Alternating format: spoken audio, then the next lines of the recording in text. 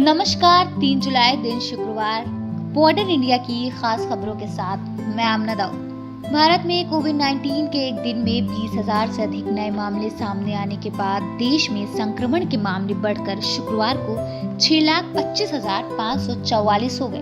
वहीं 379 और लोगों की जान जाने के बाद इस बीमारी से मरने वालों की संख्या 18,213 हो गई। अब आइए जानते हैं देश विदेश की खबरें। सबसे पहली खबर मनोज कुमार तिवारी की है। प्रधानमंत्री नरेंद्र मोदी ने आज लद्दाख में भारतीय जवानों को संबोधित करते हुए उनका उत्साह बढ़ाया और चीन को जमकर सुनाया भी।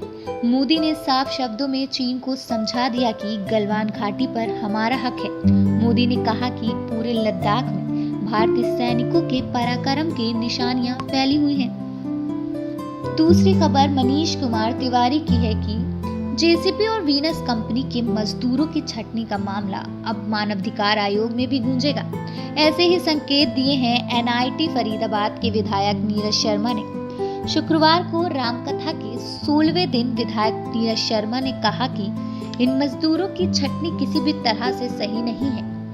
कर्मचारियों को अवैध तरीके से कंपनी से निकाला जाना उनके मानवाधिकारों का भी हनन है।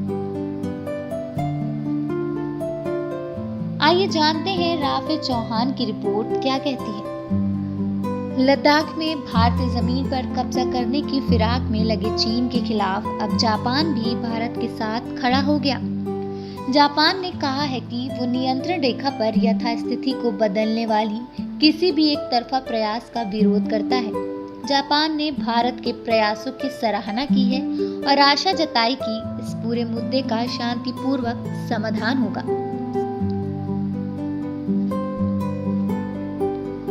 मनोज कुमार मनमौजी कहते हैं कि बांग्लादेश भारत का खास दोस्त रहा है, लेकिन व्यापार के मोर्चे पर पिछले दिनों से यहाँ सब कुछ ठीक नहीं चल रहा है। पश्चिम बंगाल के पेट्रापोल बॉर्डर से भारत और बांग्लादेश का बड़े पैमाने पर आयात निर्यात होता है। बांग्लादेशी व्यापारियों और उनके कर्मचारियों की ओर से जारी विरोध प्रदर्शन के चलते गुरुवार को पेट्रापोल सीमा से बांग्लादेश को भारत से कोई निर्यात नहीं हुआ।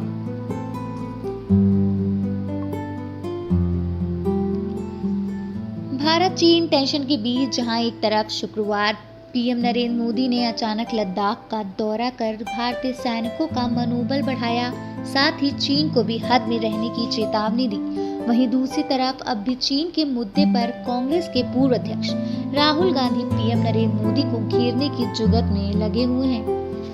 फ्रांस के प्रधानमंत्री एडवर्ड फिलिप ने आगामी दिनों में सरकार में फेरबदल की संभावनाओं के बीच अपने पद से इस्तीफा दे दिया। इस्तीफा की घोषणा फ्रांस के राष्ट्रपति कार्यालय ने शुक्रवार को दी। बयान में ये नहीं बताया गया है कि क्या फिलिप की जगह कोई और नेता लेगा या वह नई सरकार के प्रमुख बने रहेंगे। अगली खबर लद्दाख से।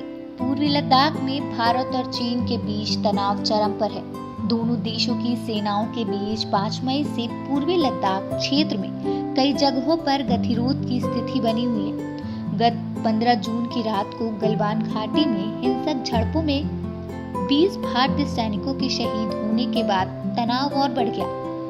इस बीच रक्षा विशेषज्ञों का कहना है कि चीन जल्द ही रूस से भारत को मिलने जा रहे S-400 मिसाइल डिफेंस सिस्टम से डर गया है और इसलिए उसने पूरी रणनीति के तहत कार्रवाई की।